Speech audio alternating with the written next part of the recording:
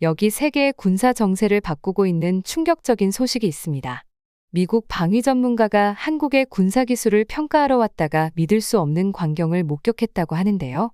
처음엔 그저 평범한 평가 임무라고만 생각했던 그가 한국의 군사시설에 들어서자마자 입이 다물어지지 않았다고 합니다. 세계 최고 수준의 첨단 무기들이 줄지어 서 있었고 그 성능은 그의 예상을 완전히 뛰어넘었다고 하네요. 하지만 더욱 놀라운 건 그 다음이었습니다. 폴란드 국경에서 벌어진 긴박한 상황에서 한국산 무기들이 보여준 놀라운 위력은 전 세계를 경악하게 만들었는데요. 대체 이 미국 전문가는 한국에서 무엇을 보았길래 이토록 충격에 빠진 걸까요? 그리고 왜 유럽의 여러 나라들이 갑자기 한국의 무기에 관심을 보이기 시작한 걸까요? 전 세계 군사 질서를 뒤흔들고 있는 한국의 놀라운 이야기 지금 시작합니다. 인천국제공항에 발을 딛는 순간 습기가 따뜻한 담요처럼 저를 감싸듯 몰려왔어요. 저는 넥타이를 고쳐 매고 낡은 가죽 서류 가방을 움켜쥐었죠. 안에 노트북과 서류가 묵직하게 느껴졌어요. 제 이름은 제임스 쿠퍼, 미국 방위 분석가로 전 세계 군사시설을 방문해왔지만 이번 한국 방문은 뭔가 다르게 느껴졌어요. 공항은 정말 깨끗했어요. 대리석 바닥은 아침 햇살을 받아 반짝였고 커다란 창문을 통해 빛이 들어오고 있었죠. 디지털 스크린에는 여러 언어로 환영 메시지가 번갈아 떴고 근처 카페에서 나는 은은한 커피 향도 느껴졌어요.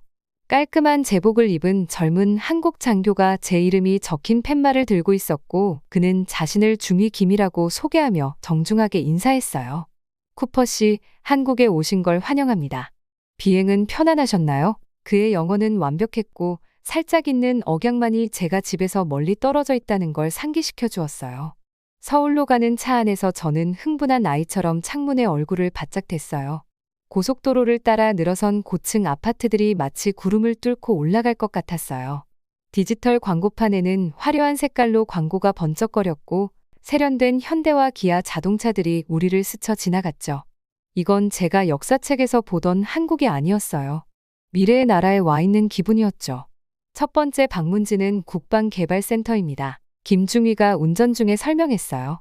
최신 군사 기술을 보여드릴 수 있도록 준비해 두었습니다. 저는 고개를 끄덕이며 노트를 꺼냈어요. 제 임무는 한국의 군사 장비를 평가하는 것이었지만 이곳에서 곧 무언가 특별한 걸 보게 될 거란 걸 직감했어요. 국방개발센터는 서울 외곽에 자리 잡은 유리와 강철로 된 요새 같았어요. 보안은 철저했죠. 우리는 얼굴 인식 스캐너가 설치된 3개의 검문소를 통과했고 경비원들은 꼼꼼하게 우리의 신원을 확인했어요. 보안문이 열릴 때마다 제 심장이 점점 빨리 뛰었어요. 여기가 평범한 시설이 아니라는 게 느껴졌어요. 처음 들어간 방은 정말 압도적이었어요. 조명이 천천히 켜지면서 거대한 공간이 드러났고 그 안에는 군용 차량들이 즐비했어요. 하지만 이건 평범한 탱크나 트럭이 아니었어요. 제가 지금껏 본 것 중 가장 첨단 장비들이었어요. 이제 시작일 뿐입니다. 김중위가 제 놀란 눈을 보고 미소를 지으며 말했어요. 지금 보시는 건 한국 차세대 방위 기술입니다. 저는 천천히 전시된 탱크 옆을 걸었어요. 검은색 장갑이 조명 아래에서 반짝이고 있었죠. 각 탱크는 제가 본 어떤 장비보다도 더 발전된 모습이었어요. 금속과 신선한 페인트 냄새가 공기를 채웠고 시설을 완벽한 온도로 유지하는 공조 시스템의 부드러운 소리가 들렸어요. 만져봐도 될까요? 제가 탱크 하나를 향해 손을 내밀며 물었어요. 김중위가 고개를 끄덕였고 저는 손을 차가운 금속 표면에 얹었어요. 나중에 알게 된 이 탱크는 K2 블랙 팬서였어요. 강철은 차갑고 단단하게 느껴졌어요. 이건 단순한 무기가 아니라 공학의 걸작 같았어요. 흰 실험복을 입은 엔지니어들이 우리에게 다가왔어요. 각자 손에는 기술 데이터가 담긴 태블릿을 들고 있었고 그들의 눈에는 자신들의 작업에 대한 자부심이 가득했어요. 이 사람들은 단순히 기계를 만드는 게 아니었어요. 그들의 나라는 자신들이 지키겠다는 의지로 가득 차 있었어요. 쿠퍼 씨, 한 엔지니어가 말했어요. 내부를 보시겠습니까? 저는 탱크 옆을 올라가 금속 계단에 발을 딛고 사령관의 좌석에 몸을 낮췄어요. 주변은 스크린과 컨트롤 패널로 가득했는데 전통적인 탱크라기보다는 우주선 내부에 들어온 것 같았어요. 가죽 시트는 편안했고 모든 버튼과 스위치가 손이 닿기 편한 위치에 있었어요. 대단하군요. 저는 거의 혼잣말처럼 중얼거렸어요. 탱크의 첨단 조준 시스템을 통해 시설 내부가 선명하게 보였어요. 디지털 화면에는 거리, 풍속, 그리고 제가 전에는 생각지도 못했던 여러 정보들이 나타났어요. 그제야 이번 방문이 그저 그런 평범한 임무와는 다르다는 걸 깨달았어요. 한국은 단순히 군사 기술을 보여주는 게 아니었어요.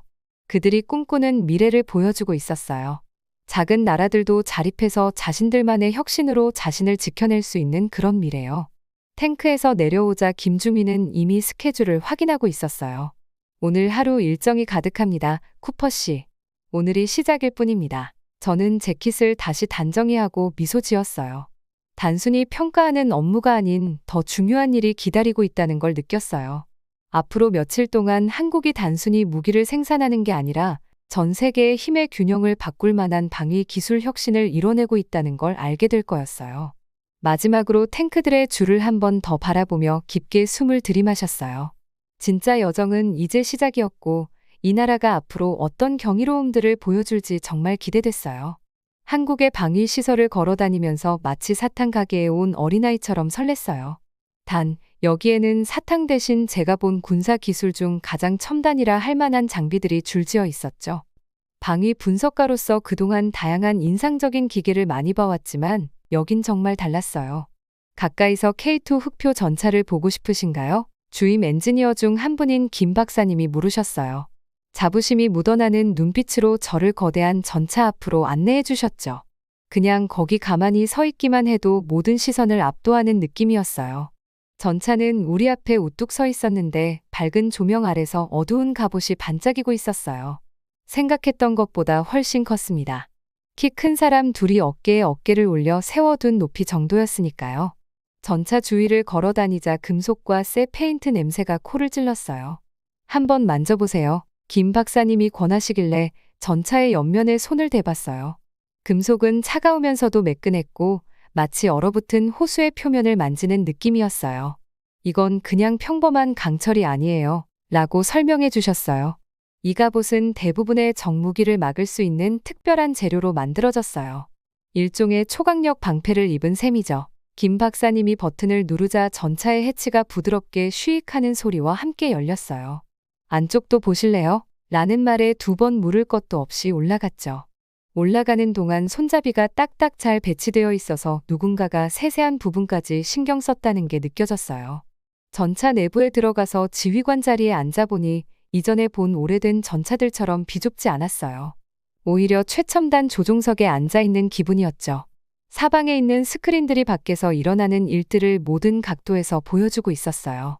이것 좀 보세요. 김 박사님이 또 다른 버튼을 누르시자 스크린들이 열감지 영상으로 바뀌면서 전차 외부를 걸어다니는 사람들의 열 신호를 보여줬어요. K2는 어두운 곳에서도 연기 속에서도 심지어 악천후 속에서도 볼 수 있어요. 마치 전차 승무원들에게 초인적인 시력을 주는 셈이죠. 김 박사님은 정교한 제어 시스템을 가리키며 설명하셨어요. 이 컴퓨터는 아주 높은 정확도로 포를 조준할 수 있게 도와줘요. 울퉁불퉁한 지형 위를 움직이면서도 아주 먼 거리의 목표를 맞출 수 있어요. 비디오 게임 같지만 훨씬 더 정밀하죠. 다음으로 우리는 K9 자주포가 기다리고 있는 다른 구역으로 이동했어요. 이 거대한 차량은 전차처럼 생겼지만 훨씬 긴 포신이 하늘을 향해 있었죠. 이건 우리나라에서 가장 성공적으로 수출한 장비 중 하나예요. 김 박사님이 자랑스럽게 말씀하셨어요. 사거리와 정확성 면에서 세계 대부분의 포병 장비보다 뛰어나죠. 팀이 K9이 신속하게 위치를 잡고 강력한 포를 발사한 후 적이 반격하기 전에 새로운 위치로 이동하는 모습을 시연하는 걸 보면서 감탄하지 않을 수 없었어요. 우린 이걸 쏘고 빠지기라고 부릅니다. 우리 투어에 합류한 박대위가 설명하셨어요. 마치 권투 선수가 펀치를 날리고 바로 피하는 것과 같죠. 가장 인상적이었던 건 K9이 거의 자동으로 작동할 수 있다는 점이었어요. 컴퓨터 시스템이 워낙 발달해서 승무원들이 목표 위치만 입력하면 됩니다. 라고 박대위가 말했어요. K9이 스스로 최적의 공격 방식을 계산하는 거예요. 풍속, 기압, 심지어 지구의 자전까지 고려하죠. 시설을 걸어다니면서 엔지니어들과 작업자들이 이 장비들을 꼼꼼하게 조립하는 모습을 지켜봤어요. 각자가 엄청난 집중력을 발휘하며 모든 부품을 점검하고 또 점검하는 모습은 마치 명장이 고급 가구를 만드는 모습을 보는 것 같았어요. 단, 여기서 만든 것은 자국을 지키기 위한 장비들이었죠. 이 장비들을 특별하게 만드는 건 단순히 기술만이 아니에요. 김 박사님이 자신의 사무실에서 커피를 마시며 말씀하셨어요.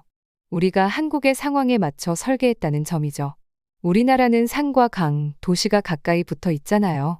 그래서 모든 지형에서 잘 작동할 수 있는 장비가 필요했어요. 김 박사님은 K2 전차가 강을 잠수해 건너고 가파른 언덕을 오르고 좁은 도시 거리들을 지나가는 영상을 보여주셨어요. 그리고 가장 중요한 건 그녀는 미소를 지으며 덧붙였어요. 우리가 모든 걸 스스로 만들었다는 거예요. 중요한 부품은 모두 여기 한국에서 제작된 거죠. 이게 어떤 의미인지 생각해 봤어요. 한국은 단순히 무기를 만드는 게 아니라 독립을 만들어가고 있었어요. 각 장비는 수년간의 연구와 시험, 개선의 결과물이었죠. 마치 최고의 스승들에게 배운 학생이 이제 자기만의 독창적인 스타일을 만들어가는 모습을 보는 듯했어요. 하루가 끝나고 시설의 제 사무실에서 노트를 검토하며 앉아 있었어요. 종이에는 기술적 세부 사항이 가득했지만 제 머릿속에 남은 건 더 단순한 것들이었어요. 김 박사님의 자부심 어린 목소리, 작업자들의 정밀함, 그리고 제가 뭔가 특별한 걸 봤다는 느낌. 이제 한국은 더 이상 다른 나라를 따라가는 수준이 아니었어요. 오히려 여러 방면에서 앞서 나가고 있었죠.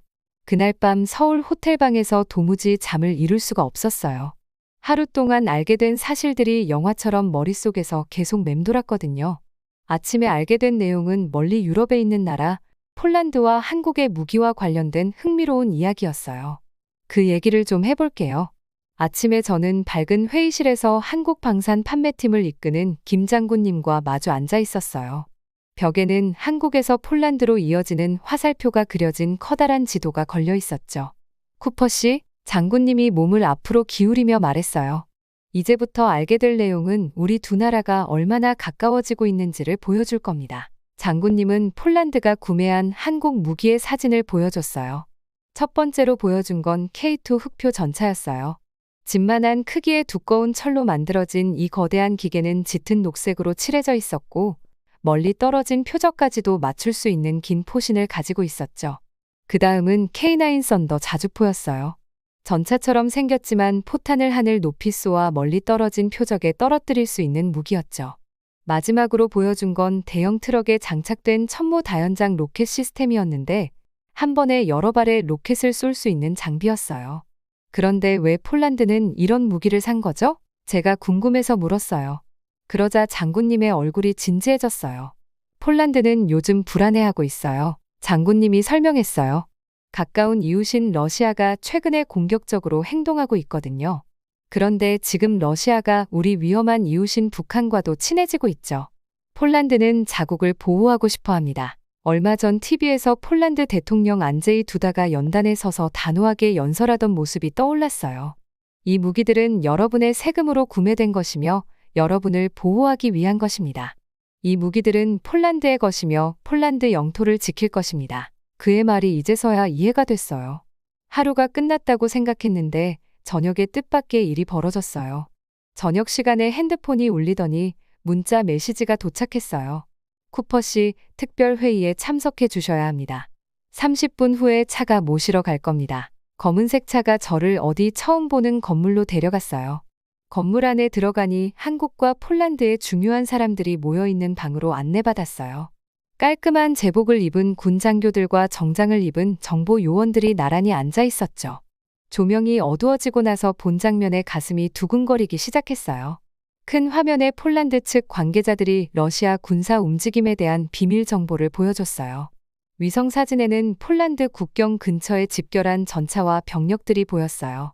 빨간 화살표가 그려진 지도를 보니 공격 경로로 추정되는 곳들이 나타나 있었죠.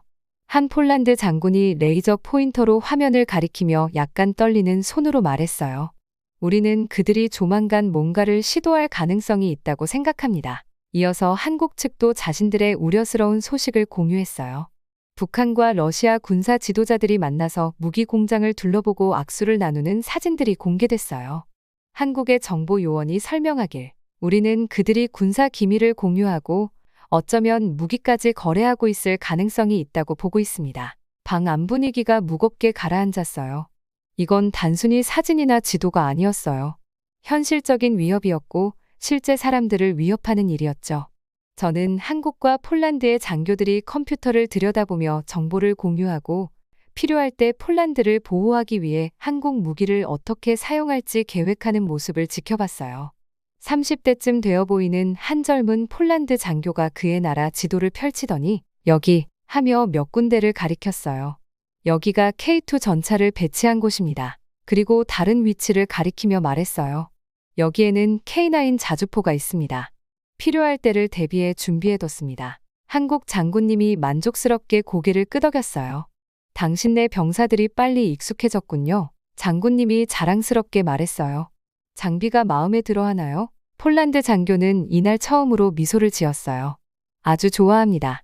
우리나라에서 써본 것 중 가장 빠른 전차입니다. 자주포도 너무 정확해서 우리 포수들이 믿을 수 없다는 반응입니다. 자정을 훌쩍 넘겨 계속된 회의를 보며 저는 역사적인 장면을 목격하고 있다는 걸 깨달았어요. 여기 두 나라는 지구 반대편에 있으면서도 자유를 지키기 위해 힘을 합치고 있었어요. 한때 도움을 받던 한국이 이제는 다른 나라를 지킬 만큼 강해졌고 강력한 이웃에 맞서고 있는 폴란드도 더 이상 홀로 서 있지 않았어요. 호텔 방으로 돌아왔을 때 그날 본 것들이 머릿속을 떠나지 않았어요. 제가 공부했던 무기들은 더 이상 단순한 기계가 아니었어요. 그것들은 나라 간의 우정의 상징이자 누군가가 해를 끼치려 할 때 막아줄 방패였어요. 창밖에 반짝이는 서울의 불빛을 바라보며 내일은 또 어떤 일이 펼쳐질지 궁금해졌어요. 그때는 몰랐지만 곧 이 무기들이 아무도 예상치 못한 방식으로 시험대에 오르게 될 줄이야. 서울의 어둑어둑한 지휘실에 앉아 있는데 눈앞에 화면들이 활동을 시작하면서 제 심장이 쿵쿵 뛰기 시작했어요. 이틀 전 정보회의에서 우려했던 일이 현실이 된 거죠. 러시아군이 폴란드 국경 근처에서 공격적인 움직임을 보이고 있었고 저는 수십 대의 모니터에 비친 그 역사적인 순간을 숨죽이며 지켜봤어요. 쿠퍼 씨, 이걸 보셔야 할 겁니다. 김대령이 메인 화면을 가리키며 말했어요. 위성 사진에는 아침 안개 속을 뚫고 길게 늘어선 러시아 전차들이 보였어요. T-72 전차가 최소 30대는 되어 보였고 안개 낀 풍경 속에서 그림자처럼 움직이는 검은 실루엣들이 뚜렷하게 드러났죠. 폴란드는 지체하지 않고 즉각 대응했어요. 다른 화면을 보니 폴란드군이 새로 도입한 한국산 K2 블랙팬서 전차들을 출동시키는 모습이 잡혔어요. 며칠 전 공장에서 연습 운행하는 걸 본 적은 있지만 이번에는 진짜였어요. K2 전차들은 진흙탕을 빠르게 가로지르며 강력한 엔진 소리를 내고 있었어요. 한 대 한 대가 정밀하게 설계된 공학의 결정체였고 이제 그 성능을 제대로 증명할 때가 온 거죠. 폴란드 지휘관들이 K2를 여기와 여기 배치하고 있습니다. 이소령이 디지털 지도에 빨간 점을 가리키며 설명했어요. K9 자주포는 이 고지대에 배치 중입니다. 그는 지도에 파란 삼각형으로 표시된 높은 지점을 가리켰어요. 며칠 전 공장에서 인상 깊었던 그 자주포들이 떠올랐죠. 한국 방위산업 관계자들이 추가로 도착하면서 지휘실이 점점 더 붐비기 시작했어요. 모두들 작은 목소리로 이야기하며 화면에 집중하고 있었죠. 실시간 드론 영상에는 폴란드군이 탁 트인 지형을 따라 방어 태세를 갖추는 모습이 잡혔어요. K2 전차들이 넓게 퍼져 아치를 그리며 배치됐고 전차 포신이 러시아군이 다가올 방향을 따라 움직이고 있었어요. 3분 후에 첫 교전이 시작됩니다. 누군가가 말했어요. 방안이 순식간에 고요해졌어요. 러시아의 T-72 전차들이 먼저 모습을 드러냈어요. 오래된 전차들이긴 했지만 여전히 위협적이었어요. 드론 카메라로 보니 페인트가 긁히고 지늘기 덕지덕지 붙어있는 전차들이 전투 대형을 유지하며 움직이는 모습이 잡혔어요. 그리고 다음 순간 모든 게 느리게 동시에 빠르게 움직이는 것 같았어요. K2 전차들이 먼저 발포했어요. 첨단 조준 시스템 덕분에 엄청난 정확도로 목표를 타격할 수 있었죠. 열화상 카메라에선 명중할 때마다 밝은 성광이 보였어요. K2의 강력한 포는 러시아 전차의 장갑을 훨씬 먼 거리에서도 뚫을 수 있었어요. 저 정확도 좀 보세요. 김대령이 자랑스럽게 말했어요. 조준 컴퓨터가 전차가 이동 중일 때도 여러 위협을 동시에 추적할 수 있습니다. 러시아군도 응사하려 했지만 K9 전차의 더 긴 사거리와 정확성에 당황한 듯했어요. 몇 대의 T-72 전차가 제대로 응사도 못해보고 직격탄을 맞고 있었어요. 손상된 전차들에서 검은 연기가 피어오르는 모습이 드론 화면에 뚜렷하게 보였죠. 그때 K9 자주포들도 전투에 가담했어요. 저는 그들이 보여준 신속한 사격 능력에 감탄을 금치 못했어요. 각 K9 자주포가 15초 안에 3발을 연속으로 발사한 뒤 적의 포격을 피하려 빠르게 새로운 위치로 이동했어요. 이소령이 미소를 지으며 슈덴스쿠트라고 부르더군요. 지도의 충격 지점이 노란색으로 밝혀졌어요. K9 자주포들이 포격의 벽을 형성하면서 러시아군이 접근하려면 전멸을 각오해야 할 정도였죠. K2 전차들이 직접적인 위협을 처리하는 동안 자주포는 추가 병력이 다가오는 걸 막고 있었어요. 둘 사이의 협력은 완벽했어요. 정말 대단하군요. 저도 모르게 혼잣말을 했어요. 주변에 있던 한국 관계자들도 고개를 끄덕이며 동의했어요. 그들의 무기 체계가 설계 그대로, 아니 그 이상으로 폴란드 영토를 지켜내는 모습을 보고 있었죠. 전투는 2시간도 채 걸리지 않았어요. 예상치 못한 저항과 첨단 무기 앞에서 러시아군은 결국 퇴각하기 시작했어요. 퇴각은 질서 있게 진행됐지만 분명 그들은 이렇게 고성능의 무기를 마주하게 될 줄 몰랐던 거죠. 화면에는 손상되거나 버려진 러시아 전차들이 한국산 K2 전차의 전투력을 증명하듯 선명하게 남아 있었어요. 폴란드군은 방어 태세를 유지한 채 K2 전차들이 아침 햇살 속에서 묵묵히 자리를 지키고 있었어요. K9 자주포들도 수백 발을 발사했지만 여전히 다음 전투를 준비할 수 있을 상태였어요. 교전 중 한국산 무기는 단 한 대도 손실되지 않았죠. 상황이 안정되자 지휘실 안에서는 조용한 축하 인사가 오갔어요. 한국의 엔지니어들과 군 관계자들이 자부심에 찬 표정으로 서로를 바라봤어요. 그들의 무기가 이제 실전에서 입증된 거였어요. 하지만 누구도 과하게 기뻐하진 않았어요. 이것이 더 길어질지 모르는 전쟁의 첫 단추일 뿐이라는 걸 모두 알고 있었으니까요. 저는 의자에 기대어 급하게 적어둔 메모들을 보며 잠시 숨을 돌렸어요. 한국의 온 목적이 그들의 군사 기술을 평가하는 거였지만 이렇게 눈앞에서 그 성능을 생생하게 확인하게 될 줄은 상상도 못했어요. K2 전차와 K9 자주포는 기대를 충족시킨 정도가 아니라 진짜 전투 상황에서 기대 이상을 보여줬어요. 방 안을 둘러보니 피곤하지만 만족스러운 표정의 한국 방위산업 관계자들이 눈에 들어왔어요. 저는 지금 엄청난 전환점을 목격하고 있다는 생각이 들었어요. 한국은 단순히 무기를 만드는 나라가 아니라 유럽의 힘의 균형을 바꿀 기술을 선보이고 있었어요. 그들의 기술이 폴란드에 큰 힘을 실어준 것이었고 이 영향은 유럽 전역에 파문을 일으킬 거예요. 아침에 아드레날린이 서서히 가라앉으면서 저는 초안 보고서를 작성하기 시작했어요. 글이 자연스럽게 써졌어요. 한국의 군사 기술에 대해 알아야 할 모든 걸 눈앞에서 목격했으니까요. 이건 단지 설계상 좋은 무기가 아니라 실전에서 검증된 무기였어요. 그리고 그 사실이 모든 걸 바꿔놓을 거예요. 서울의 호텔방에 앉아서 도시의 빌딩들이 부드러운 주황빛으로 물드는 일출을 바라보고 있었어요. 방금 겪은 일을 노트북에 정리하면서도 손이 살짝 떨리고 있더라고요. 폴란드 국경 근처에서 벌어진 전투는 몇 시간 만에 끝났지만 그 여파는 앞으로 오랫동안 남을 거예요. 이건 정말 모든 걸 바꿀 일이야 하고 혼잣말하며 이미 식어버린 커피를 한 모금 더 마셨어요. 어제의 장면이 아직도 생생했어요. 저는 한국 군사지휘본부에서 여러 화면으로 그 상황을 실시간으로 지켜봤거든요. 한국산 K2 전차들이 마치 검은 표범처럼 전장을 누비고 있었어요. 첨단 시스템 덕분에 폴란드 병사들은 상대방보다 훨씬 빠르게 위협을 감지하고 대응할 수 있었죠. 러시아군은 예상치 못한 첨단 기술에 놀라 후퇴할 수밖에 없었어요. 휴대폰이 쉴 새 없이 울려댔어요. 전 세계의 방위 전문가들이 한국의 군사 기술에 대해 더 알고 싶어 했거든요. 처음 한국에 왔을 땐 그냥 평범한 취재가 될 줄 알았는데 어느새 현대 방위 역사의 한가운데 서 있었어요.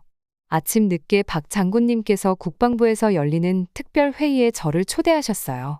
국방부 건물에 도착했을 때 그곳은 말 그대로 전쟁터처럼 바빴어요. 복도마다 서류 뭉치를 들고 다니는 공무원들, 쉴 새 없이 울리는 전화 소리로 가득했죠. 회의실 안에서는 전 세계 뉴스 화면들이 폴란드의 성공적인 방어 작전을 보도하고 있었어요. 모두가 한국 무기를 사용해 방어에 성공한 장면만을 보여주고 있었죠. 쿠퍼 씨, 박 장군님이 피곤하지만 자부심이 느껴지는 미소로 저를 맞아주셨어요. 앉으시죠. 이야기할 게 많습니다. 회의는 몇 시간 동안 이어졌어요. 이미 유럽의 6나라에서 한국의 방위 시스템에 대해 문의를 해왔더라고요. K2 전차와 K9 자주포가 실전에서 그 성능을 입증했으니 다들 한국 무기를 원했죠. 저는 박 장군님의 팀이 지도를 펼치고 새로운 수요를 맞추기 위해 어떻게 생산량을 늘릴지 계획하는 모습을 지켜봤어요. 이건 단순히 무기를 파는 게 아닙니다. 하고 박 장군님이 설명하셨어요. 이건 각국이 자국을 방어할 수 있도록 돕는 겁니다. 우리 한국인들은 자유를 지키기 위해 싸워야 했던 경험이 있죠. 이제 다른 나라들도 그런 힘을 가질 수 있도록 도울 수 있게 된 겁니다. 그 말이 마음에 깊이 와닿았어요. 한국이 전쟁의 폐허에서 일어나 경제 강국으로 성장한 걸 넘어서 이제는 다른 나라들을 지키는 방패 역할까지 하고 있는 거잖아요. 한때 보호받아야 했던 나라가 이제는 다른 나라를 보호하는 입장이 된 거예요. 점심시간에 K2 전차를 설계한 엔지니어 몇 명과 만났어요. 그들은 전투에서 얻은 데이터를 바탕으로 이미 개선 작업을 시작하고 있더라고요. 젊은 엔지니어인 민지가 말하길, 실전에서 우리 전차가 어떻게 활약했는지 봤잖아요. 이제 더 나은 성능을 낼 수 있게 되었어요. 모든 데이터가 개선에 도움이 됩니다. 라며 열정 가득한 눈빛을 보였어요. 오후에는 K9 자주포를 조립하는 공장을 방문했어요. 공장 내부는 활기차게 돌아가고 있었어요. 용접 불꽃이 튀고 로봇들이 정밀하게 움직이면서 거대한 기계를 조립하고 있었죠. 주문이 계속 밀려들어와 공장은 밤낮 없이 돌아갈 준비를 하고 있었어요. 작업자들은 자신들이 하는 일에 큰 자부심을 느끼고 있었어요. 한 감독관이 저에게 말했어요. 우리는 단순히 기계를 만드는 게 아니에요. 보호가 필요한 나라들을 위한 방패를 만드는 겁니다. 우리가 조이는 나사 하나, 점검하는 시스템 하나가 언젠가 생명을 구할 수도 있죠. 해질 무렵 마지막 브리핑을 위해 다시 국방부로 돌아왔어요. 회의실은 이제 조금 조용해졌지만 여전히 에너지가 느껴졌어요.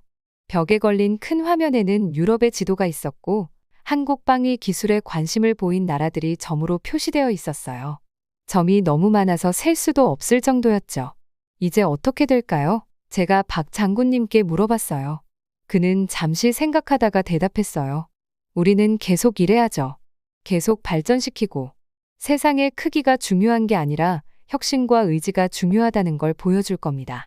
한국은 지도로 보면 작지만 세계 안보에 미칠 영향은 클 겁니다. 그날 저녁 호텔로 걸어가며 하나둘 켜지는 서울의 불빛을 바라봤어요. 도시가 뭔가 달라 보였어요. 단순히 현대적인 아시아의 수도가 아니라 글로벌 방위의 새로운 장을 여는 중심 같았어요. 한국은 이제 단순히 무기를 파는 게 아니라 회복력의 이야기를 하나의 전차, 하나의 자주포에 담아 전하고 있었어요. 내일은 공식 보고서를 쓰기 시작할 거예요. 하지만 오늘 밤만큼은 그 모든 걸 마음에 새기고 싶었어요. 세상은 변했고 저는 그 순간을 목격할 수 있었으니까요. 서울에서 마지막 아침을 맞이하면서 호텔방에서 짐을 싸던 중 잠시 창밖을 바라보게 됐어요. 해가 뜨면서 도시의 고층 건물들이 주황빛과 분홍빛으로 물들어가는 모습이 참 아름다웠죠. 아래로는 사람들이 출근길에 분주히 움직이고 있었고 저는 전쟁의 폐허에서 일어선 이 활기찬 도시가 지금은 세계에서 가장 앞선 방위 기술을 자랑하는 곳이 되었다는 생각이 들었어요. 제게 한국 측에서 선물로 준 작은 K2 전차 모형을 집어들었어요. 그 세련된 디자인을 보면서 이번 체류 동안 배운 모든 것이 떠오르더라고요. 매끈한 표면을 손끝으로 어루만지며 공장에서 보았던 인상 깊은 전차들과 테스트장에서 강력한 엔진 소리를 내며 움직이던 모습들이 생각났어요. 누가 알았겠어? 제가 혼잣말을 하며 모형을 셔츠에 조심스레 싸서 가방에 넣었어요. 캘리포니아보다 작은 나라가 대부분의 강대국보다 더 나은 전차를 만들고 있을 줄이야. 그때 전화가 울리면서 한국 엔지니어 중 한 명인 민호 씨한테서 문자가 왔어요. 떠나기 전에 마지막으로 아침 식사를 같이 하자는 초대였죠. 20분 뒤 우리는 작은 식당에서 뜨끈한 국과 밥을 나누고 있었어요. 민호 씨, 제가 국을 휘저으며 말했어요. 처음에 이 임무를 받았을 때는 그냥 또 하나의 평가 작업이라고 생각했어요. 보고서 몇 개 쓰고 체크리스트 채우고 돌아가면 그만이라고 말이에요. 민호 씨가 미소를 지으며 물었어요. 이제는요? 이제는 뭔가 대단한 걸 봤어요. 제 생각을 바꿔놓은 무언가요. 마치 학교에서 늘 가장 크고 강한 학생이 나를 지켜주길 기대하며 지냈는데 어느 날 내가 무술을 배워서 스스로를 지킬 수 있게 된 기분이랄까요? 한국이 그런 걸 해낸 거예요. 우린 선택의 여지가 없었어요. 민호 씨가 답했어요. 큰 나라들 사이에 끼어 있다 보니 강해져야만 했죠. 워싱턴으로 돌아가는 비행기에서 노트북을 열고 보고서를 쓰기 시작했어요. 평소라면 이런 보고서는 숫자와 사양으로 가득한 건조하고 기술적인 내용으로 채워지곤 했는데 이번에는 다른 이야기를 쓰고 싶었어요. 한국이 어떻게 스스로를 변화시켰는지, 예전에는 다른 나라의 보호가 필요했던 나라가 이제는 친구들을 지키는 역할을 하게 되었다는 이야기를 적었어요. K2 전차를 조립하면서 자부심에 가득 찬 공장 노동자들의 눈빛도 떠올렸고, 필요할 때 완벽하게 작동할 수 있도록 꼼꼼하게 검사하는 엔지니어들의 모습을 떠올리며 썼어요. 폴란드에서의 전투는 제가 본 모든 것을 증명해 주었어요. 좋은 무기를 갖추는 것만이 아니라 정말 필요한 순간에 작동하는 신뢰할 수 있는 도구를 갖추는 게 중요하다는 걸 보여준 거죠. 한국 장비 덕분에 폴란드의 군인들과 민간인들이 보호받을 수 있었어요. 단순한 사업적 성공을 넘어서 사람들의 생명을 구하는 일이었어요. 제 나라, 미국에 대해서도 생각이 들었어요. 우리는 자주 모든 걸 스스로 해야 한다고, 모든 걸 통제해야 한다고 생각하죠. 하지만 한국은 저에게 다른 길을 보여줬어요. 작은 나라들도 스스로의 힘을 키우고 다른 나라들이 스스로 설 수 있도록 도울 수 있다는 걸요. 강대국과 경쟁하는 게 아니라 스스로의 힘을 키워 당당히 서는 게 중요한 거였어요. 비행기가 워싱턴으로 착륙하기 직전에 보고서에 개인적인 소감을 추가했어요. 늦은 밤까지 디자인을 완성하기 위해 노력하는 헌신적인 엔지니어들에 대해 썼고, 모든 장비를 승인받기 전까지 한 개까지 시험하는 테스트 시설에 대해서도 썼어요. 그리고 제가 목격했던 한국과 폴란드의 협력 이야기도 담았어요. 서로 다른 문화의 사람들이 함께 목표를 위해 일하는 모습이 참 인상 깊었거든요. 한국의 성공은 단순히 좋은 무기를 만드는 게 아니에요. 라고 저는 썼어요. 신뢰를 쌓는 거죠. 폴란드가 한국 장비를 선택했을 때 그들은 단순히 기계를 산 게 아니라 신뢰할 수 있는 파트너를 선택한 거였어요. 요즘 세상에 그 신뢰는 어떤 무기만큼이나 귀중한 자산이에요. 비행기가 워싱턴에 다가오며 익숙한 고향의 풍경을 내려다보았어요. 세계 방위에 대한 제 시각이 완전히 달라졌다는 생각이 들었죠. 한국은 제게 진정한 안보란 가장 강한 사람에게 의존하는 게 아니라 스스로의 힘을 키우고 그것을 친구와 나누는 데서 온다는 걸 보여줬어요. 보고서 마지막에 이렇게 썼어요.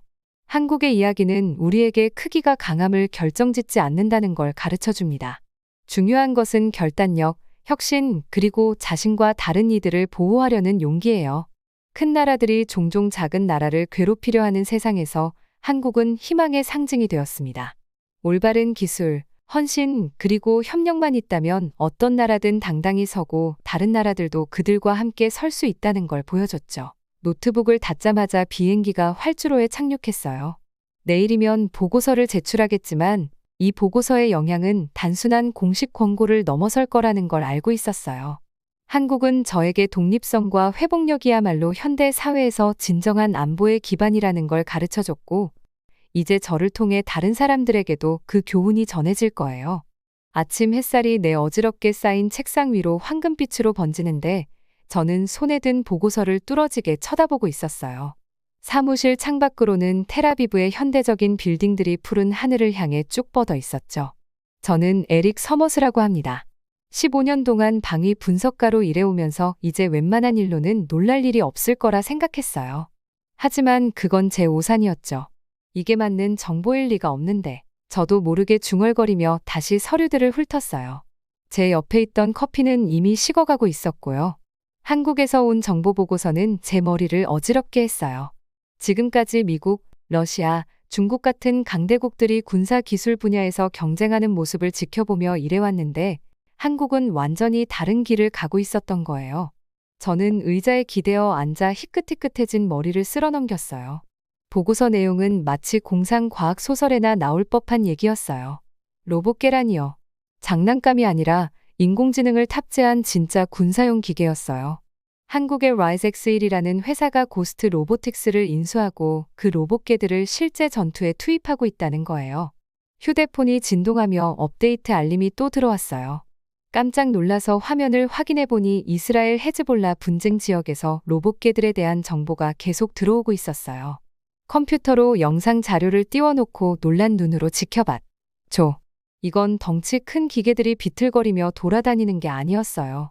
마치 진짜 동물처럼 조용하고 매끄럽게 움직였어요. 바위 위를 기어오르고 좁은 공간을 통과하고 인간 병사라면 넘지 못할 장애물도 가뿐히 뛰어넘었어요. 살아. 저는 옆방에 있는 비서에게 소리쳤어요. 이리 와서 이것 좀 봐. 사라는 평소처럼 팔에 서류 뭉치를 안고 급히 들어왔어요. 제가 영상을 다시 재생하자 사라는 제 뒤에서 화면을 지켜봤죠. 저게? 사라가 말을 잇지 못하고 있는데. 로봇개야. 제가 대신 대답했어요. 한국 기술이지. 지금 저 분쟁 지역에서 쓰고 있는 거야. 영상 속에서 그 기계개 한 마리가 밤중에 좁은 골목을 살금살금 지나가고 있었어요. 움직임이 너무 자연스러워서 가로등 불빛에 반짝이는 금속 광택만 아니었다면 진짜 동물로 착각할 수도 있을 정도였죠. 특수 센서 덕분에 어둠 속에서도 볼 수 있었고 인공지능 덕에 인간 병사보다 훨씬 빠르게 상황에 대처할 수 있었어요. 근데 한국이 이걸 어떻게 이렇게 조용히 개발한 거죠? 사라가 제 생각을 그대로 말해줬어요. 저는 고개를 저으며 식어버린 커피를 집었어요. 그래서 이게 더 흥미로운 거야. 다들 큰 나라들만 주시하는 사이에 한국은 묵묵히 혁신적인 무언가를 만들고 있었던 거지. 제가 자료 베이스를 열고 더 깊이 파고들기 시작했어요. 한국의 군사 기술 성장세는 로봇개뿐만이 아니었어요. 오랜 기간 동안 조금씩 그러나 꾸준히 그들의 전문성을 쌓아온 게 분명했어요. 마치 체스판에서 남들이 눈치채지 못하는 사이에 자기 말들을 하나씩 전략적으로 배치해온 것 같았죠. 이 로봇개들은 이미 전투 방식을 바꾸고 있었어요. 인간 병사가 가기엔 위험한 곳에 갈 수 있고 눈에 띄지 않게 정보를 수집할 수 있으며 눈 깜짝할 사이에 위협에 반응할 수 있었어요. 이스라엘 헤즈볼라 분쟁에서 이미 그 가치를 입증하고 있었죠. 저는 노트를 꺼내서 관찰 내용을 적어 내려갔어요. 이건 단순한 군사 장비의 발전을 넘어서는 일이었어요. 이건 전쟁의 판도를 바꾸는 신호였죠. 한국은 다른 나라들이 하는 걸 따라 하려는 게 아니라 완전히 새로운 무언가를 만들고 있었어요. 미래 전쟁의 양상을 바꿀 수 있는 무언가를요. 다시 텔아비브의 스카이라인을 바라보며 기술이 세상을 어떻게 계속 바꾸고 있는지 생각해봤어요. 10년 전만 해도 누군가가 전투 구역에 로봇개가 다닐 거라고 말했다면 웃어넘겼을 거예요. 그런데 지금 저는 그 광경을 모니터로 직접 보고 있었어요. 책상에 있는 전화가 울렸어요. 상사였죠. 에릭, 제가 전화를 받자 상사가 물었어요. 이 한국의 기술 발전에 대해 어떻게 생각하나? 저는 깊게 숨을 들이쉬고 생각을 정리했어요. 상사님, 역사적인 순간을 보고 있는 것 같습니다. 한국이 단순히 게임에 참여하려는 게 아니에요. 게임의 룰 자체를 바꾸고 있는 겁니다. 이건 단순히 멋진 기계가 아니라 한국이 군사 기술 강국이 되었다는 상징이에요. 그리고 제 느낌에는 이제 막 시작일 뿐인 것 같습니다. 전화를 끊고 다시 보고서로 시선을 돌렸어요. 이제 해가 더 높이 떠서 도시가 완전히 깨어 있었어요. 앞으로 해야 할 연구가 산더미였지만 한 가지는 확실했어요. 한국은 모두를 놀라게 했고 저는 이 조용한 혁명을 눈앞에서 지켜볼 기회를 얻게 된 거죠. 피곤한 눈을 비비며 컴퓨터 화면을 쳐다봤어요. 아침 햇살이 점점 강해지면서 텔아비브의 건물들이 거울처럼 반짝이고 있었죠. 커피는 이미 식었지만 신경도 못 쓸 만큼 중요한 내용을 보고 있었어요. 이제 한국은 단순히 로봇개만 만드는 게 아니었어요. 제 피부에 소름이 돋을 정도로 섬뜩한 걸 만들어낸 거죠. 로이터링 탄약이라는 거요. 대부분의 사람들은 그냥 자폭 드론이라고 부를 텐데 그 이름만으로는 얼마나 무서운지 제대로 설명이 안 돼요. 상상해보세요. 하늘에 몇 시간 동안 떠서 그저 지켜보고 기다리는 비행 로봇을요. 피곤하지도 않고 지루해하지도 않아요. 그저 완벽한 순간을 기다릴 뿐이에요. 현장 요원들이 보내준 영상을 열어서 벌써 10번째로 보고 있었어요. 드론은 예상보다 작았고 커다란 새 정도 크기였어요. 하늘을 너무나 부드럽게 날아서 진짜 새로 착각할 수도 있겠더라고요. 완전히 멈춰서 공중에 정지할 때가 아니면요. 그때가 되면 이건 뭔가 다른 거라는 걸 깨닫게 돼요. 뭔가 위험한 거요. 에릭, 동료 사라가 제 사무실 문을 두드리면서 소리쳤어요. 깜짝 놀랐죠. 미안, 그녀가 웃으며 말했어요. 귀신이라도 본 사람 같네. 귀신은 아니야. 제가 대답하면서 화면을 그녀 쪽으로 돌렸어요. 그보다 더 무서운 거지. 사라가 다가와서 저와 함께 영상을 봤어요. 그녀의 미소는 이내 사라졌고 이게 뭔지 이해 안 듯 했죠. 이거 한국에서 만든 거야? 그녀가 조용히 물었어요. 제가 고개를 끄덕였어요. 이스라엘하고 협력해서 만들었대. 헤즈볼라 진지에서 시험해보고 있대. 컴퓨터에 다른 파일을 열면서 덧붙였어요. 지난주 보고서들도 봐봐. 보고서에는 분명한 이야기가 담겨 있었어요. 오랫동안 이 산에서 싸워온 헤즈볼라 전사들이 이제까지 겪어보지 못한 문제에 부딪히기 시작한 거죠. 예전처럼 숨는 게 불가능해졌대요. 이 드론들은 아무리 영리하게 숨더라도 찾아낸다고 해요. 하지만 그게 제일 무서운 부분이 아니야. 제가 더 많은 문서를 스크롤하면서 말했어요. 이 드론들은 단순히 사람을 찾는 게 아니라 학습을 해. 인공지능 시스템이 사람들이 어디에 숨으려 하고 어떻게 도망가려 하는지 기억해도 드론이 날 때마다 점점 똑똑해지는 거지. 사라가 제 책상 맞은편에 앉았어요. 정확도는 어느 정도야? 제가 또 다른 영상을 열었어요. 이번엔 시험장이었고 드론들이 연습 중이었죠. 표적이 하나하나 정확히 맞았어요. 실수는 전혀 없었죠. 너무 정확해. 제가 대답했어요. 그리고 절대 피곤해지거나 스트레스를 받지 않아. 인간이 할 법한 실수도 없고 이건 정말 큰 변화를 의미했어요. 그동안 헤즈볼라는 마치 유령처럼 이 산에서 나타났다가 사라지며 추적하기 어려웠죠. 그런데 이제 한국의 기술이 모든 걸 바꾸고 있었어요. 이 드론들이 사냥꾼을 사냥감으로 만들고 있는 거예요. 이것도 봐봐. 방금 들어온 새 보고서를 열면서 말했어요. 헤즈볼라가 휴전을 논의 중이래. 수십 년 만에 처음으로 진지하게 고려하고 있대. 의자에 기대면서 이게 무슨 의미인지 생각했어요. 보통 병사들이나 무기들에는 겁먹지 않았던 사람들이 이 드론 앞에서는 어쩔 수 없나 봐. 사라는 잠시 조용히 보고서를 읽었어요. 휴전이 계속될까? 그녀가 물었어요. 말 그대로 말이야. 창밖으로 시선을 돌려 아래 도시에 있는 사람들을 봤어요. 그들은 일상생활을 하고 있었죠. 몇천 마일 떨어진 나라의 기술이 모든 걸 바꾸고 있다는 사실도 모른 채로요. 잘 모르겠어. 솔직히 대답했어요. 하지만 한 가지는 확실해. 한국이 판을 바꿨어. 거대한 군대나 핵무기 같은 건 필요 없었어. 그저 남들보다 더 똑똑하면 된 거지. 해는 이미 완전히 떠서 사무실 안이 좀 답답할 정도로 더워졌어요. 하지만 이게 앞으로 무슨 의미를 가지게 될지 생각하면서 오히려 서늘함이 느껴졌어요. 한국은 단순히 새로운 무기를 만든 게 아니었어요. 전쟁의 양상을 영원히 바꿀 수 있는 걸 만들어낸 거죠. 국장님께 브리핑해야겠다. 사라가 일어서며 말했어요. 이 내용은 꼭 아셔야 해. 제가 고개를 끄덕였지만 화면에서 시선을 떼지 않았어요. 영상 속 드론은 여전히 공중에 멈춰서 인내심을 갖고 완벽하게 대기하고 있었어요. 마치 한국이 그랬던 것처럼요.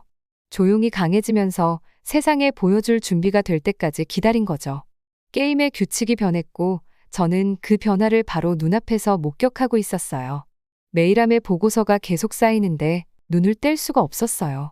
보고서마다 같은 이야기를 전하고 있었거든요. 헤즈볼라 전사들이 전에 없던 무언가를 마주하고 있다는 얘기였어요. 텔아비브 제 책상에 앉아 있었지만 그 장면이 눈앞에 그려졌어요.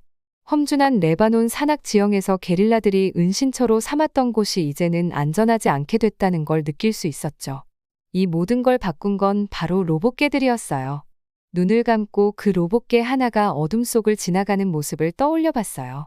흔한 군용 로봇들은 덜거덕거리며 소리를 내는데 이 한국산 기계들은 달랐어요. 진짜 개처럼, 아니 어쩌면 그보다 더 조용하게 움직였어요. 금속 발바닥에 특수 패드가 있어서 울퉁불퉁한 지형에서도 소리 없이 걸을 수 있었죠. 크기는 점원 셰퍼드만 했고 어두운 색으로 칠해져 그림자 속에 자연스럽게 숨을 수 있었어요.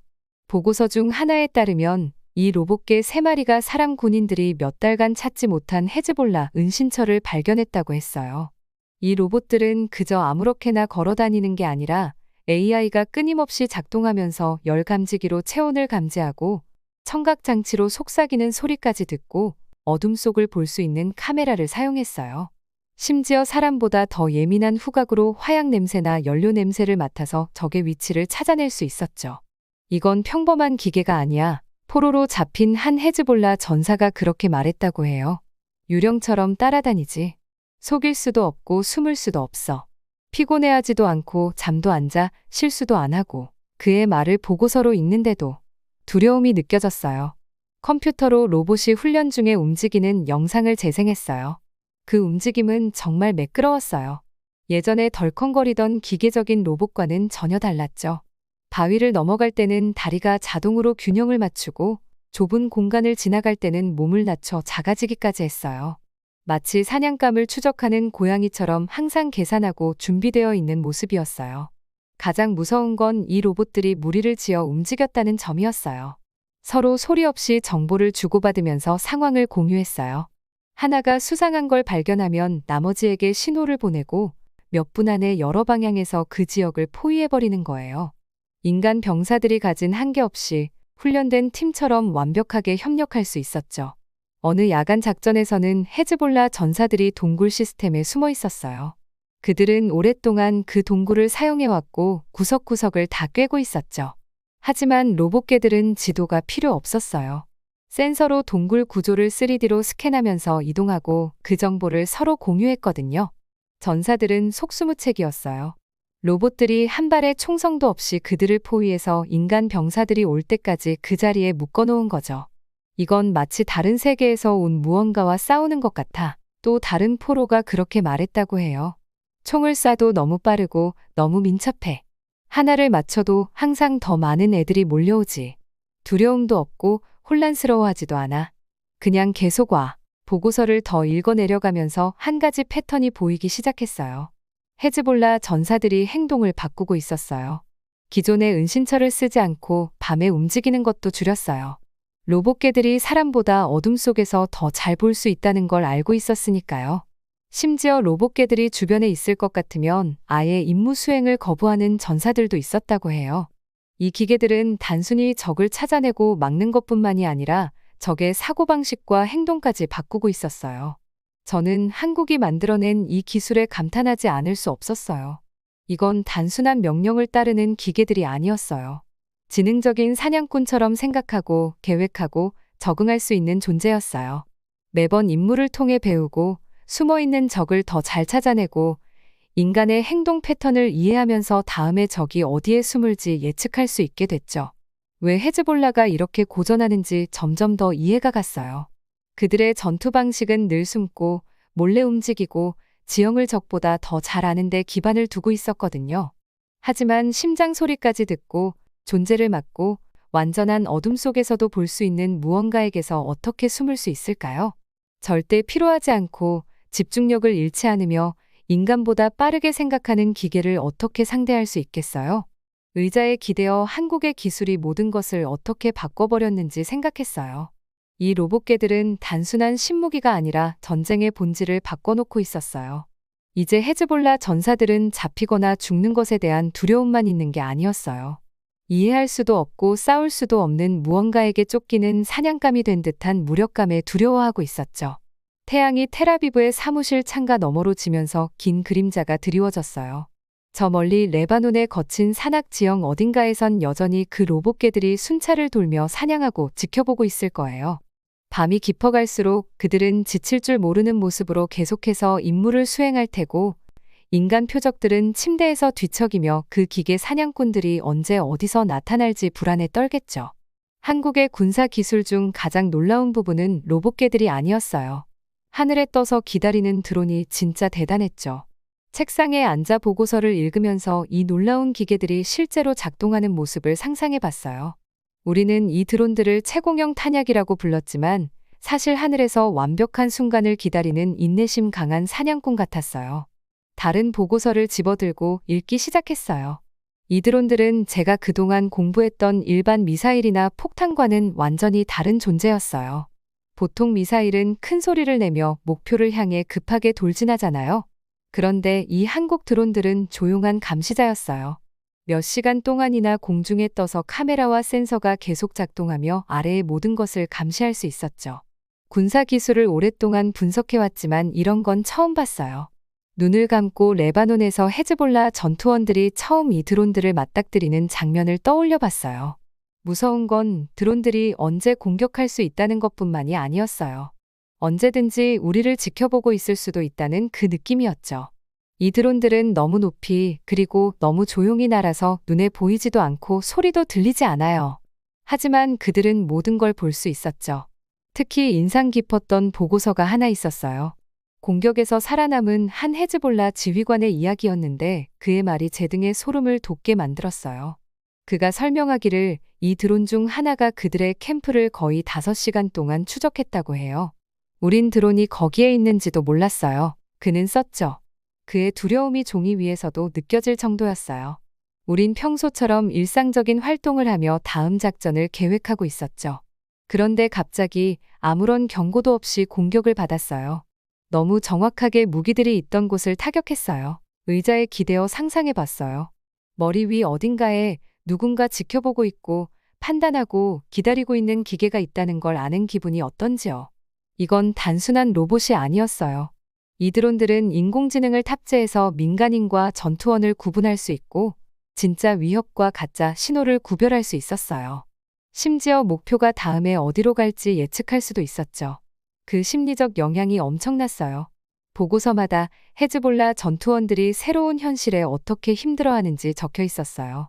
예전 전술은 더 이상 통하지 않았죠. 그들은 인간 병사나 일반 드론을 피하는 데 익숙했는데 이 한국 드론들은 전혀 다른 차원이었어요. 속이거나 지치게 만들 수 없었어요. 그냥 계속 감시하고 기다리고 완벽한 정확도로 타격했어요. 특히 마음에 와닿았던 전투원의 이야기 하나가 있었어요. 그들은 장소를 자주 바꾸고 위장도 해보고 밤에만 이동하는 등 모든 걸 시도해봤지만 소용없었다고 해요. 유령과 싸우는 것 같아요. 그가 썼죠. 잠들지도 않고 놓치지도 않고 자비도 없는 유령 말이에요. 숫자가 모든 걸 설명해주고 있었어요. 이 드론들이 작전에 투입된 이후 헤즈볼라의 움직임이 60%나 줄었어요. 무기나 보급품을 이동시키면 발각될 위험이 있었죠. 전투원들은 무리를 지어 모이는 것도 두려워했고요. 심지어 가장 경험 많은 지휘관들조차 새로운 전략을 요구하고 있었지만 보이지도 않고 들리지도 않는 걸 어떻게 싸워서 이기겠어요? 컴퓨터에 레바논 지역의 위성 이미지를 띄워봤어요. 그 거친 지형은 원래 게릴라 전투에 아주 적합한 곳이었죠. 전투원들이 동굴이나 바위 뒤, 나무 아래에 숨어 있을 수 있었거든요. 하지만 이제 이런 은신처들이 오히려 덫이 되어버렸어요. 드론들의 고급 센서가 신체에서 나는 열을 포착하고 무기의 금속을 감지하며 심지어 휴대폰이나 무전기에서 나오는 전자 신호까지 잡아냈어요. 가장 인상적이었던 건 이 드론들이 그 지역의 전쟁 양상을 완전히 바꿔버린 방식이었어요. 전통적인 무기처럼 대규모 파괴를 일으키는 게 아니라 일종의 보이지 않는 압박을 만들어냈죠.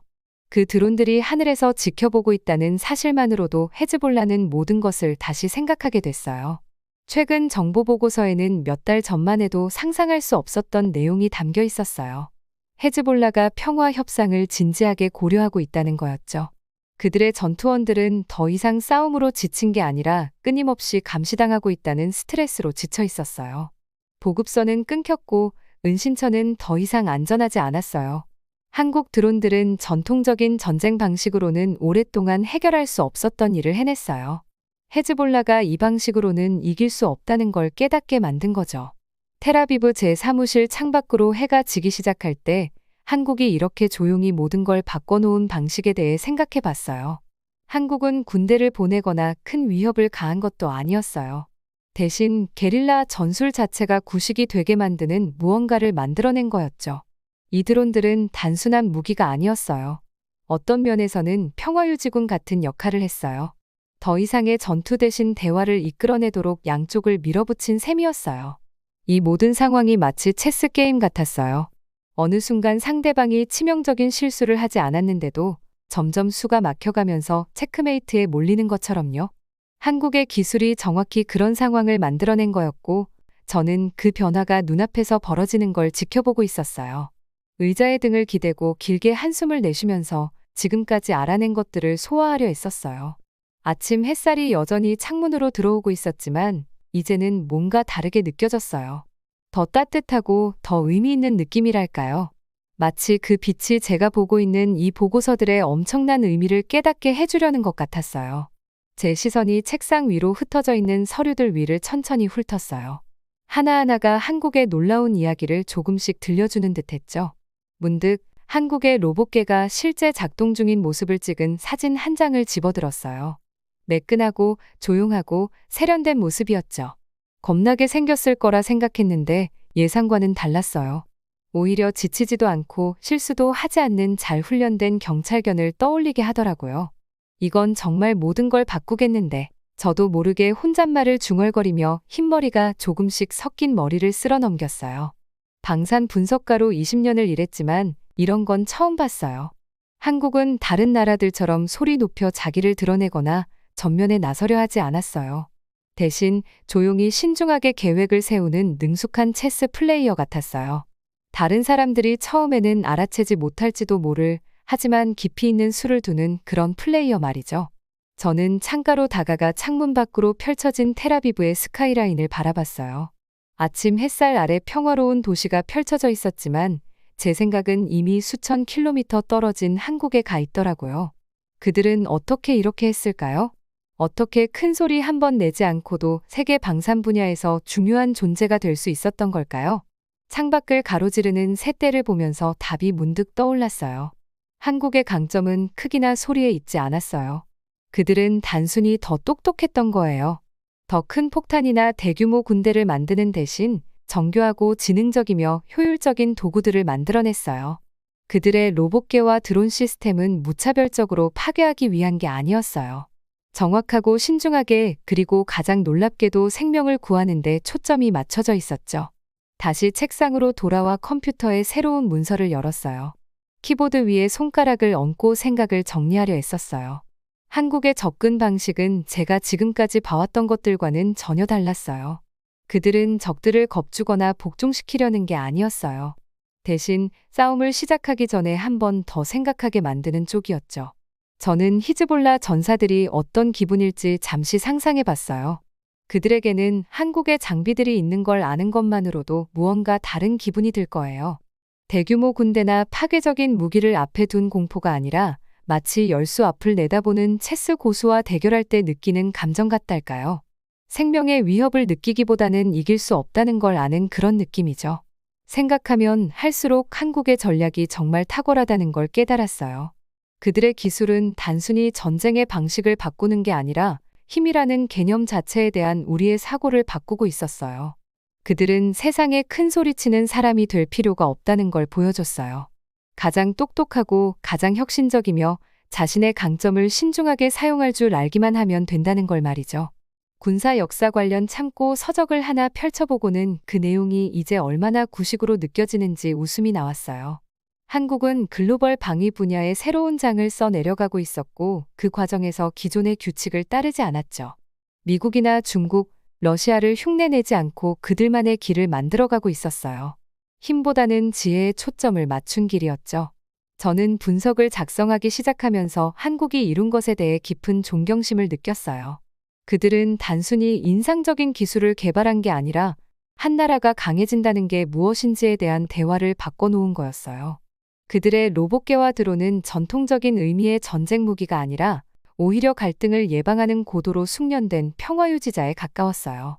초창기에 일을 시작하면서 세상을 다 안다고 생각했던 제 젊은 시절이 떠올랐어요. 그때로 돌아가 한국이 이뤄낼 일들에 대해 말해줄 수 있다면 얼마나 좋을까요? 큰 소리로 외치거나 강하게 때리는 것보다 문제를 해결하는 데 있어 얼마나 스마트한지가 진정한 힘이 된다는 걸 그들이 세상에 보여줄 거라고 말이죠. 해가 높이 떠오르고 있었고 사무실 안은 환한 빛으로 가득 찼어요. 새로운 시각으로 책상 위에 보고서들을 바라봤어요. 한국은 단순히 저를 분석가로서 감명시킨 게 아니었어요. 그들은 제가 절대 잊지 못할 리더십과 영향력에 대한 중요한 교훈을 가르쳐줬어요. 가끔 가장 조용한 목소리가 가장 중요한 이야기를 들려줄 때도 있는 법이니까요. 책상에 앉아 텔아비브 건물들 너머로 해가 지는 걸 바라보고 있었어요. 주황빛 노을을 보면서 제가 그동안 가졌던 세계 권력에 대한 고정관념이 떠올랐죠. 대부분의 서구 분석가들처럼 저도 언제나 미국, 러시아, 중국 같은 익숙한 나라들만 주목했었거든요. 그런데 한국은 저한테 전혀 다른 아주 놀라운 걸 보여줬어요. 컴퓨터 화면에 최신 보고서를 띄웠어요. 화면에는 헤즈볼라 전투원들이 이스라엘 관계자들과 만나기로 합의한 모습이 보였어요. 불과 6달 전만 해도 이건 상상조차 할 수 없는 일이었죠. 그런데 여기까지 왔어요. 그리고 이 과정에서 한국의 기술이 중요한 역할을 했어요. 대체 어떻게 해낸 거지? 라고 혼잣말을 하면서 책상 위에 펜을 톡톡 두드렸어요. 한국은 대규모 군대나 시끄러운 위협을 사용하지 않았어요.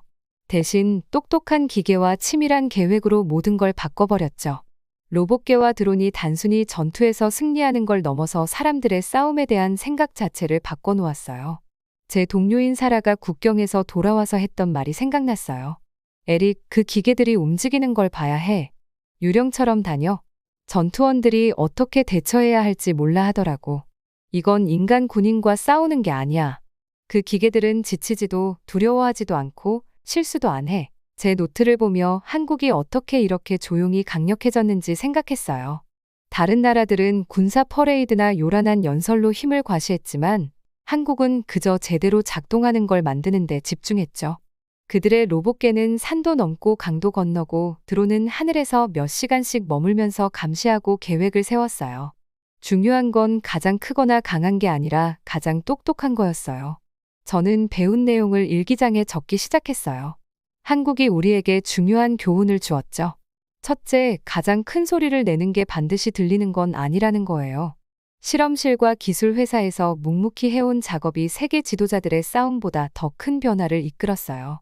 둘째, 싸움을 멈추는 가장 좋은 방법은 더 세게 때리는 게 아니라 더 똑똑하게 때리는 거라는 거예요. 한국의 기계들은 모든 걸 파괴하려는 게 아니라 정확하고 신중하게 만들어졌어요. 구체적인 위험만 추적하고 주변의 무고한 사람들은 해치지 않도록 설계된 거죠. 이건 단순한 기술 발전이 아니라 더 책임감 있는 기술이었어요. 책상 위에서 전화가 진동했어요. 평화 협상에 관한 새로운 업데이트였죠. 조금씩 진전이 있다는 소식에 미소가 지어졌어요. 이 모든 게 한국의 영향 덕분이라는 생각에 뿌듯했어요. 힘이 꼭 우리가 예상하는 모습으로만 드러나는 게 아니라는 걸 한국이 보여줬어요. 때로는 어두운 계곡을 조용히 지나가는 로봇개 같은 모습일 수도 있고 구름 속에서 조용히 기다리는 드론일 수도 있죠. 저는 사무실 창가로 걸어가 하나둘 켜지는 도시의 불빛을 바라봤어요. 10년 전만 해도 한국이 이 지역의 평화를 돕는다는 말을 들었다면 아마 웃어넘겼을 거예요.